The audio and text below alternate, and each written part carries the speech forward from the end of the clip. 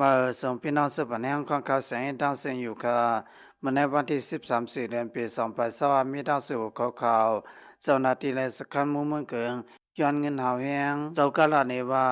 สกัดหมู่และเจ้าหน้าที่เมืองเกิงเสยตัวหน่อยและเมืองใต้ปวดซานเขาสองก้อนให้เก็บเงินหาแหงที่กาตังกวนอันหอกกับมาเนสิเวงเมืองเกิงนั้นว่าไหนเดี๋ยวในเรือนเซนบรีปี2020มาสกัดหมู่วันนั้นเกี่ยวแลเจ้าหน้าที่ลิ้นมองเขาสองก้อนให้หัวมือกันสิบปืนลานอันเปลี่ยนทางการเนสิเวงเมืองกึงกาตังกุนเล็กยาอันนพันกติลานเขานั้นปอกเลยเขาย้อน60,000ต่อถึง100,000ในยาวเจ้าก้าก็1 ล้านในว่าม่วนตั้งนักเขาเวงเมืองกึงในมีกี่ล้านสังย่ำเดียวโลดทั้งเมืองใหญ่และผ่านเข้ามาที่เมืองกึงในที่ส่วนมาปอกเสียง60,000ต่อถึง100,000ในยาวเสคันมูและเจ้าหน้าที่เมืองกึงเขาสองก็ในม่วนตั้งก็เขาย้ำให้เกินการมายาวเกี่ยวกับการอันมีลายเซ็นเสื้อนั้นก็เขาเสื้อโอนเงินผ่านนักขีปีลูกกวนเกี่ยวกับการกินสุกกินลับเสื้อในก็เขาเฮ็ดมาตั้งนำกวนเมืองนพื้นที่ลานเนนางไหน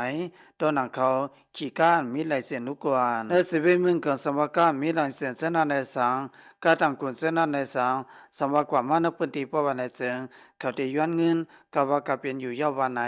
การอันเขาสองก็มาตั้งในก็อยู่ภายใต้กรมกำกับสื่อสมันเขาเสเขาให้กินห้างกล้วยเขากล้วยย้อนเพราะว่าคนเมืองในพื้นที่เขา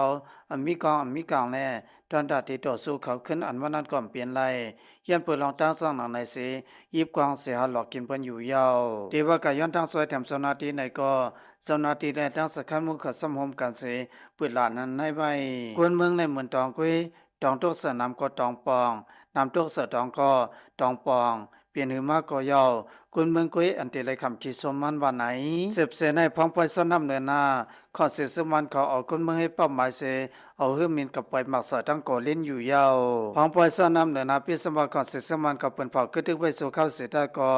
ขอเสียสมันเขาเอามากับไปสอ2 วันเนื้อสิวิ่งก่อเล่นอยู่ยาววันที่13 4 เดือนปี2020ย้ำกับวัน12 โมงไป12 มินิขอเสียสมันขี่หื้อเมียนเสื้อเสือกับไปหมักสอที่วันกุ้งยองแลวันไม่สำสารในสิเวงก็เล่นอยู่ยาวไว้สิก่อนสิสมันเอาหื้อมีนปล่อยหมักสนพื้นที่ยาวเขา30เขาตั้งมีนกระตั้งสิเวงกันพรุนั้นอยู่ยาวในสิเวงก็เล่นในมีปังทึกซึกเสือสังซึ่งวันเขาเอาหื้อมีนกับปล่อยหมักสมิเขาตั้ง3 วันยาวลองตุ้มเตเลยลองมาเสียบตั้งวันไม่สำสารสนาเต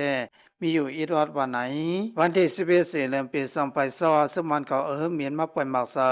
ที่วันปอเพิกเฮียนวันตองโปลาเนสเวงก่อเลียนเฮรากุนเมืองไปพีนางยิงก็1 ลายลิ้วตายกว่านายยาวในวันนั้นกุ้ยหนังเก่าซึ่งมันเขาเอามาหาสนปล่อยกับลูกหนึ่งที่วันเตคองในวันที่11 4 เดือนปี2020เนสเวงก่อเลียนที่วันเปลี่ยนล่านั้นก็ขับปล่อยกับทางลูกหนึ่งหนังเก่าเมื่อในกุ้ยหนังเก่าในวันที่13 4 เดือนปี2020ที่เวียงเจ้าพิว